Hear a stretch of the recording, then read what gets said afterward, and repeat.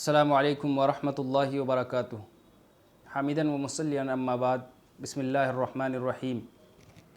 محترم ناظرین، آپ کی خدمت میں حاضر ہیں کبیرہ گناہوں کا ایک سلسلہ لے کر کے، جس کا پہلا موضوع ہے جو اس دنیا کا سب سے خطرناک کبیرہ گناہ ہے، جسے اللہ کے نبی نے اکبر الکبائر سے بھی تعبیر کیا ہے، وہ ہے شرک باللہ، اللہ کے ساتھ شرک کرنا۔ شرک کیا ہے؟ اگر ہم لغوی اعتبار سے دیکھتے ہیں تو لغوی طور پر شرک کا معنی ہے کسی دوسرے کو اپنے کام میں یا حصہ میں شریک کر لینا، یہ لغوی اعتبار سے ہے۔ اور اگر اصطلاحی طور پر دیکھیں تو اللہ کی ربوبیت، الوہیت اور اسماء و صفات میں ان میں سے کسی ایک میں کسی غیر اللہ کو اللہ کا شریک بنانا ہے۔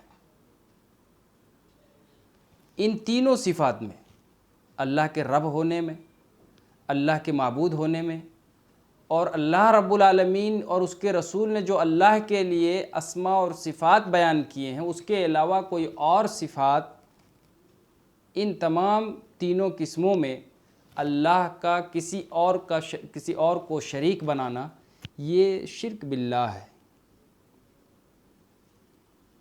اس میں کئی چیزیں ہیں اور یہ ایک طویل موضوع ہے، لیکن یہ شارٹ ویڈیو میں آپ کو مختصراً قرآن و سنت کی روشنی میں بتانے جا رہا ہوں، جو ہمارے ملک ہو یا دنیا کی کسی بھی ملک ہو، شرک میں کئی جگہ کئی طرح کے مختلف انداز میں شرک کیا جاتا ہے، کئی چیزوں میں مختلف ہیں۔ بعض جگہیں اور بعض ملک ایسے ہیں جہاں لوگ پتھر کو، بعض جگہ سورج کو، بعض جگہ چاند کو، اور بعض جگہ لوگ بڑے بڑے پیروں کو، جس کو اللہ کا ولی کا نام دے کر کے، اسی طریقے سے کچھ ستارے کو، کچھ فرشتے کو، کچھ نبی کو، کچھ جن کو، وغیرہ وغیرہ، ان میں سے کسی ایک کو بھی اللہ رب العالمین کے ان تینوں صفات میں، ربوبیت، الوہیت اور اسماء و صفات میں اگر ہم شامل کرتے ہیں یا کوئی بھی شامل کرتا ہے تو وہ مشرک قرار پائے گا۔ اللہ رب العالمین نے اس گناہ کو ظلم عظیم قرار دیا، کہا ان الشرک لظلم عظیم۔ سورہ لقمان آیت نمبر 13 ہے، جس میں اللہ کہتا ہے کہ بے شک شرک یہ سب سے عظیم گناہ ہے، سب سے بڑا ظلم ہے۔ اور پھر سورہ نساء کی آیت نمبر 48 میں اللہ فرماتا ہے ان اللہ لا یغفر ان یشرک بہ ویغفر ما دون ذلک لمن یشاء، کہ بے شک اللہ رب العالمین شرک کرنے والے کو نہیں بخشے گا، وَيَغْفِرُ مَا دُونَ ذَلِكَ لِمَن يَشَاء، اس کے علاوہ جو بھی گناہ ہوں گے اللہ رب العالمین جسے چاہے گا بخش دے گا۔ اور ایک تیسری آیت جس میں اللہ رب العالمین سورہ مائدہ آیت نمبر 72 میں فرماتا ہے إِنَّهُ مَن يُشْرِكْ بِاللَّهِ فَقَدْ حَرَّمَ اللَّهُ عَلَيْهِ الْجَنَّةَ وَمَأْوَاهُ النَّارُ۔ اس آیت کریمہ میں سب سے خطرناک وعید بیان کیا گیا ہے کہ بے شک جو شخص اللہ رب العالمین کے ساتھ کسی غیر اللہ کو شریک کرتا ہے، فقد حرم اللہ علیہ الجنہ، ایسے شخص پر اللہ رب العالمین نے جنت کو حرام کر دیا ہے، وَمَأْوَاهُ النَّارُ، اور اس کا ٹھکانہ جہنم ہوگا۔ یہ وعید ہے اس شخص کے لیے جس نے اپنی دنیاوی زندگی میں شرک کرتا رہا، کفر کا ارتکاب کیا، اللہ کو نہ مانا، اور اللہ کے ہر صفات میں اس نے شرک کیا، اور پھر اسی حالت میں مر گیا، تو اللہ رب العالمین نے ایسے شخص پر جنت کو حرام کر دیا۔ ہاں، اگر کوئی شخص دنیاوی زندگی میں اپنی لا علمی کی بنیاد پر شرک کرتا رہا، لیکن پھر اسے کسی نے دعوت دی، کسی نے توحید کو سمجھایا، اور پھر اس نے مان لیا اور توبہ کر لیا، تو اللہ رب العالمین غفور الرحیم ہے، ہو سکتا ہے کہ اس کی معافی ہو جائے۔ یہ اللہ رب العالمین کی مشیت اور اللہ رب العالمین کے ارادے ہیں، وہ جسے چاہتا ہے معاف کر دیتا ہے۔ لیکن اگر اسی حالت میں مر جاتا ہے تو یہ آیت کریمہ اس شخص پر فٹ آ جائے گا کہ اللہ رب العالمین نے مشرک آدمی پر جنت کو حرام کر دیا ہے اور اس کا ٹھکانہ ہمیشہ ہمیشہ کے لیے جہنم قرار دے دیا اللہ تعالیٰ نے۔ اللہ کے نبی فرماتے ہیں اپنے صحابہ کرام کو مخاطب کر کے، الا انبئکم باکبر الکبائر، کہ میرے صحابہ کیا میں تمہیں کبیرہ گناہ کا سب سے بڑا گناہ نہ بتاؤں؟ پھر کہتے ہیں الاشراک باللہ، اکبر الکبائر یہ ہے کہ اللہ کے ساتھ کسی کو شریک کرنا۔ اس حدیث کو امام بخاری نے اپنی کتاب صحیح بخاری میں 2654 میں نقل کیا ہے۔ اور پھر دوسری جگہ اللہ کے نبی صلی اللہ علیہ وسلم فرماتے ہیں اجتنبوا السبع الموبقات، 7 مہلک، 7 ہلاک کرنے والی چیزوں سے بچو۔ ان 7 میں سے ایک آپ نے فرمایا الشرک، اللہ کے ساتھ شرک کرنا۔ ان دلیلوں سے واضح ہو جاتا ہے کہ شرک کتنا خطرناک اور کس قدر مہلک گناہ ہے، جس سے انسان ہلاک ہو سکتا ہے، جس سے انسان برباد ہو سکتا ہے، اس کے اعمال ضائع ہو سکتے ہیں۔ ہمارے اس ملک میں جہاں ہم رہ رہے ہیں، خصوصاً ہندو پاک میں، ہندوستان اور پاکستان، بنگلہ دیش میں جس طرح کی شرکیات کیے جاتے ہیں، میں ان چند کا ذکر کر کے اپنی بات آگے بڑھاتا ہوں۔ کئی ایک ہیں جس میں سے غیر اللہ سے دعائیں مانگنا، دعا کرنا، دعا مانگنا، یہ اللہ کا حق ہے، دعا ایک عبادت ہے۔ جبکہ بہت سارے لوگ ایسے ہیں جو اللہ کو چھوڑ کر غیر اللہ کے در پر جا کر جو اللہ سے مانگنا چاہیے وہ اللہ کے علاوہ سے مانگتے ہیں۔ اولادیں اللہ سے مانگنی تھی، لوگ جا کر کے مزاروں پر اور قبروں پر جا کر کے اولادیں مانگ رہے ہیں۔ رزق دینے والا اللہ رب العالمین ہے، اللہ رزاق ذو القوۃ المتین ہے۔ رزق اللہ سے طلب کرنا چاہیے۔ لوگ رزق کو مانگنے کے لیے یا رزق کو حاصل کرنے کا ذریعہ کوئی تو انگوٹھی پہن رہا ہے، کوئی کرشمائی دھاگے پہن رہے ہیں، کوئی جا کر کے کسی پیر اور مرشد کے بتائے ہوئے تعویذ کو گلے میں لٹکا کر کے گھوم رہے ہیں۔ یہ ہمارے ملک کی حالت ہے جہاں شرک کی یہ نوعیت اور یہ قسم پائے جاتے ہیں۔ قبروں پر جا کر کے نظر و نیاز کرنا، نظر و نیاز صرف اور صرف اللہ رب العالمین کے لیے جائز ہے۔ نظر کہ ہم اللہ رب العالمین، نظر کیا ہے؟ نظر یہ ہے کہ انسان کہے اللہ میں اگر فلاں بیماری سے نجات پا جاؤں، مجھے شفا مل جائے تو میں تیری راہ میں 10,000 روپیہ دوں گا، یا میں تیری راہ میں ایک بکرا ذبح کروں گا۔ یہ نظر ہے۔ یہ کام آج انسان جو اللہ کے لیے خاص تھا، جو قربانیاں اللہ کے لیے کرنی تھی، وہ غیر اللہ کے لیے کیے جا رہے ہیں۔ خصوصاً یہ چیزیں ہمارے ملک کے اندر پائی جاتی ہیں۔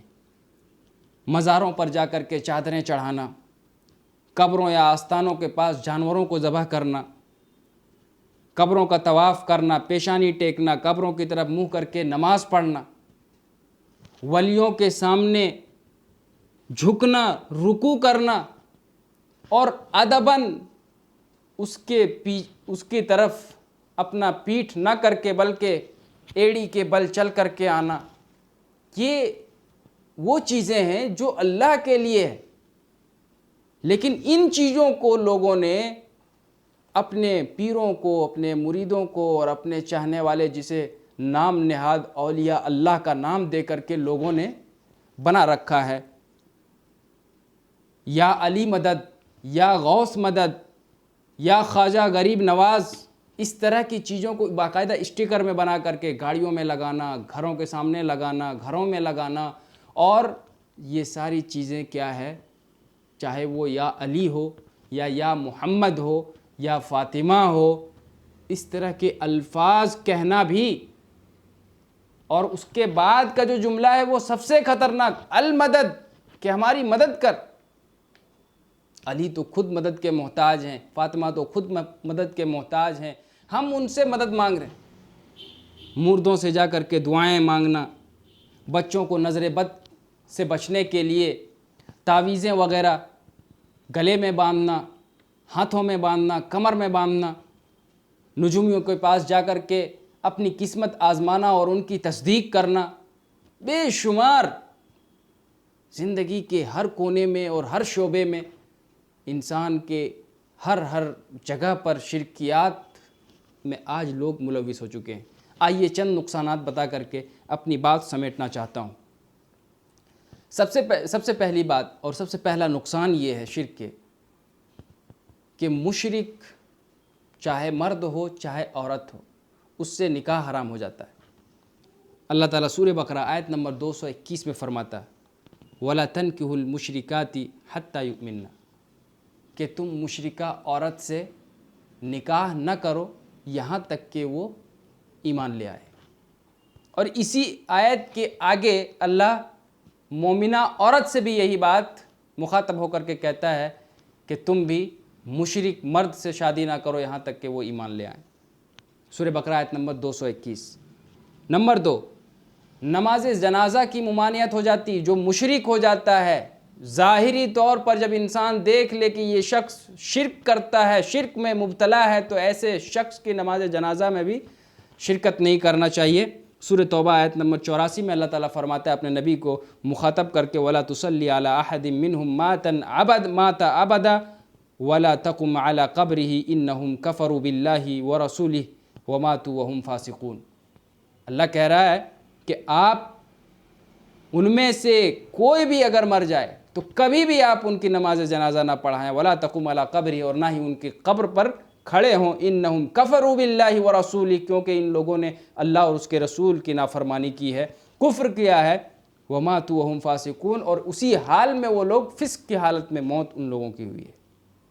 اسی طریقے سے دعائے مغفرت بھی کرنے سے منع کر دیا گیا ہے مشرک شخص کے لیے۔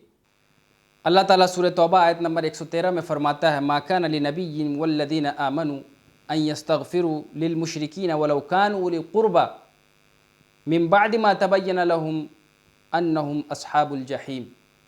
اللہ کہہ رہا ہے نہ ہی نبی کے لیے اور نہ ہی ان لوگوں کے لیے جنہوں نے ان کے ساتھ ایمان لایا وہ استغفار کرے مشرکوں کے لیے، یہ مناسب نہیں ہے۔ وَلَوْ كَانُوا أُولِي قُرْبَى، اگرچہ ان کے قریبی رشتہ دار ہی کیوں نہ ہو، ان کے شرک واضح ہو جانے کے بعد، اور یہ بھی واضح ہو گیا کہ وہ جہنمی میں سے ہیں۔ پتہ چلتا ہے کتنا خطرناک چیز ہے۔ نہ ایسے شخص کی نماز جنازہ میں شرکت کیا جا سکتا ہے، نہ ایسے شخص کے لیے دعائے مغفرت کی جا سکتی ہے۔ اور اسی طریقے سے سارے عمل کا ضیاع ہو جاتا ہے، برباد ہو جاتا ہے جب انسان شرک میں ملوث ہو جاتا ہے۔ اللہ تعالیٰ فرماتا ہے وَلَوْ أَشْرَكُوا لَحَبِطَ عَنْهُمْ مَا كَانُوا يَعْمَلُونَ، سورہ انعام کی آیت نمبر 88 ہے، جس میں اللہ کہتا ہے کہ اگر وہ لوگ بھی شرک کرتے لَحَبِطَ مَا كَانُوا يَعْمَلُونَ، تو ان کے بھی اعمال غارت ہو جاتے، برباد ہو جاتے۔ اور ایک جگہ اللہ رب العالمین خود اللہ کے نبی صلی اللہ علیہ وسلم سے مخاطب ہو کر اللہ کہتا ہے لَإِنْ أَشْرَكْتَ لَيَحْبَطَنَّ عَمَلُكَ، کہ اے نبی اگر آپ بھی شرک کرتے، نبی کو نہیں چھوڑا جا رہا شرک کرنے کی وجہ سے، کہ اگر آپ سے بھی شرک سرزد ہو جاتی تو آپ کے بھی اعمال برباد ہو جاتے۔ کتنا خطرناک ہے یہ گناہ۔ اور اسی طریقے سے جنت کا حرام ہونا یہ سب سے خطرناک ہے، کہ انسان آخرت کی زندگی سے محروم کر دیا جائے گا اگر شرک کے حالت میں انسان کی موت ہو جاتی ہے۔ سورہ مائدہ آیت نمبر 72 پر اللہ تعالیٰ فرماتا ہے انہ من یشرک باللہ، جو شخص اللہ کے ساتھ شرک کرتا ہے فقد حرم اللہ علیہ الجنہ، ایسے شخص پر جنت کو اللہ تعالیٰ حرام کر دیتا ہے، ومأواہ النار، اور ایسے شخص کا ٹھکانہ جہنم ہے۔ اسی طریقے سے حرم میں داخلہ ممنوع ہو جاتا ہے۔ حدود حرم جو ہے مشرک شخص کے لیے ممنوع ہے کہ وہ وہاں داخل ہو۔ اللہ تعالیٰ سورہ توبہ کی آیت نمبر 28 میں فرماتا ہے انما المشرکون نجس فلا يقربوا المسجد الحرام بعد عامهم هذا۔ یہ فتح مکہ کے وقت اللہ رب العالمین نے اللہ کے نبی پر نازل کر کے فرما دیا کہ اس سال کے بعد اب کوئی بھی مشرک مسجد حرام میں داخل نہیں ہوگا۔ یہ قانون عام کر دیا اللہ رب العالمین نے۔ گویا شرک کتنا خطرناک ہے کہ حدود حرم میں داخلہ نصیب نہیں ہوگا انسان کو۔ اسی طریقے سے جب انسان کی زندگی میں شرک آ جاتا ہے تو وہ پھوٹ جاتا ہے، ٹوٹ جاتا ہے، الگ ہو جاتا ہے، بکھر جاتا ہے۔ اس کی زندگی میں کبھی بھی اتحاد نام کی کوئی چیز باقی نہیں رہ جائے گی۔ خود اللہ تعالیٰ کہتا ہے وَلَا تَكُونُوا مِنَ الْمُشْرِكِينَ، تم مشرکوں میں سے نہ ہو جاؤ، مِنَ الَّذِينَ فَرَّقُوا دِينَهُمْ وَكَانُوا شِيعًا كُلُّ حِزْبٍ بِمَا لَدَيْهِمْ فَرِحُونَ۔ سورہ روم کی آیت نمبر 31 اور 32 میں اللہ فرماتا ہے کہ تم لوگ مشرکوں کی طرح نہ ہو جاؤ جن لوگوں نے اپنی دین کو ٹکڑے ٹکڑے میں بانٹ دیا، وَكَانُوا شِيعًا، اور وہ خود الگ الگ ہو گئے، كُلُّ حِزْبٍ بِمَا لَدَيْهِمْ فَرِحُونَ، اور جس کے پاس جو چیز ہے وہ اسی میں خوش ہیں۔ جب انسان شرک میں مبتلا ہوتا ہے تو اس انسان کے دل میں خوف اور اوہام کا مرکز اس کا دل بن جاتا ہے، اور چھوٹی چھوٹی چیزوں کی وجہ سے وہ ڈرتا ہے۔ دھاگے کا سہارا لے لیا، کالا ٹیکا کا سہارا لے لیا، بلیوں سے ڈرنے لگا، چوہوں سے ڈرنے لگا، لوگوں کی باتوں سے جو بات بتا دیتے ہیں کہ ایسا نہیں کرو گے تو ایسا ہو جائے گا، وہاں ڈر گئے۔ ہر چیز میں اس کے دلوں کے اندر خوف بیٹھ جاتا ہے اور اللہ کے در کو چھوڑ کر کے غیر اللہ کا در پکڑتا ہے۔ اللہ رب العالمین فرماتا ہے سَنُلْقِي فِي قُلُوبِ الَّذِينَ كَفَرُوا الرُّعْبَ بِمَا أَشْرَكُوا بِاللَّهِ مَا لَمْ يُنَزِّلْ بِهِ سُلْطَانًا وَمَأْوَاهُ النَّارُ وَبِئْسَ مَثْوَى الظَّالِمِينَ۔ سورہ آل عمران کی آیت نمبر 151 ہے۔ اللہ فرماتا ہے ان قریب ہم ان لوگوں کی دلوں میں رعب ڈال دیں گے، خوف ڈال دیں گے جن لوگوں نے کفر کیا، بما اشرکوا باللہ، اور ان چیزوں کو اللہ کا شریک بنایا، ما لم ينزل به سلطانہ، جس کی کوئی دلیل اللہ رب العالمین نے نازل ہی نہیں کیا تھا، جس کی کوئی اجازت ہی نازل نہیں کی اللہ تعالیٰ نے۔ وَمَأْوَاهُ النَّارُ، اور ایسے شخص کا ٹھکانہ جہنم ہے۔ وَبِئْسَ مَثْوَى الظَّالِمِينَ، اور ظالموں کے لیے خطرناک ٹھکانہ ہے، بری ٹھکانہ، بری جگہ ہے۔ نوٹ کے طور پر دو بات اور بات ختم کر رہا ہوں۔ انسان دو چیزوں کو شرک نہیں سمجھتا ہے، ایک ریاکاری اور ایک خواہش نفس۔ یہ دونوں چیزیں ہیں جو انسان کے دل سے تعلق رکھتا ہے، اور اس سے ہمیں اور آپ کو، ہر شخص کو بچنا چاہیے۔ بہت سارے لوگ ایسے ہیں جو یہ کہتے ہیں کہ ہم شرک کے قریب بھی نہیں جاتے ہیں، لیکن کہیں نہ کہیں یہ دو چیزیں اس کے دل میں ہوتا ہے، جس سے ہمیں اور آپ کو ہمیشہ پناہ مانگنا چاہیے، کیونکہ ریاکاری بھی یہ شرک ہے، اور خواہش نفس جو ہم اپنے دل کی ہر بات کو مانتے ہیں، جیسے نماز کا وقت ہو چکا، اذان ہو چکی، اور دل کہہ رہا ہے نہیں کر رہا نماز پڑھنے کا، رک گئے، ہم نہیں نماز پڑھنے گئے۔ کوئی نیک کام کرنا ہے، دل نہیں گوارا کر رہا ہے، ہم نہیں کر رہے ہیں۔ دل کی بات جہاں اللہ اور اس کے رسول کا حکم آ جائے، اس کے باوجود دل نہ گوارا کرے، اور ہم پھر دل کی بات مان لیں، نبی اور اس کے رسول کے حکم پر فوری طور پر عمل نہ کریں، جہاں ہم اپنے خواہشات کو ترجیح دیں گے اللہ اور اس کے رسول پر، تو سمجھ لیں کہ ہم شرکیات میں مبتلا ہو رہے ہیں۔ اللہ تعالیٰ فرماتا ہے افرأیت من اتخذ الہہ ہوا، کہ نبی کیا آپ نے ایسے شخص کو نہیں دیکھا ہے جنہوں نے اپنے نفس کو معبود بنا لیا۔ اس لیے ان دو چیزوں سے خصوصی طور پر جو لوگ ظاہری طور پر شرک نہیں کرتے ہیں، باطنی طور پر کہیں نہ کہیں اگر ہم سے ہو رہا ہے، تو اس سے بھی اللہ تعالیٰ سے توبہ کرنا چاہیے اور اس سے معافی مانگنا چاہیے۔ اللہ تعالیٰ سے ہم دعا کرتے ہیں رب العالمین ہم تمام لوگوں کو شرک جیسی قبیح گناہ سے محفوظ رکھ، اور جو جانے انجانے میں ہم سے گناہیں ہو چکی ہیں یا ہو جاتی ہے، اللہ تو ان سے بھی معاف فرما دے اور ہماری پکڑ نہ فرما۔ آمین، وآخر دعوانا الحمدللہ رب العالمین۔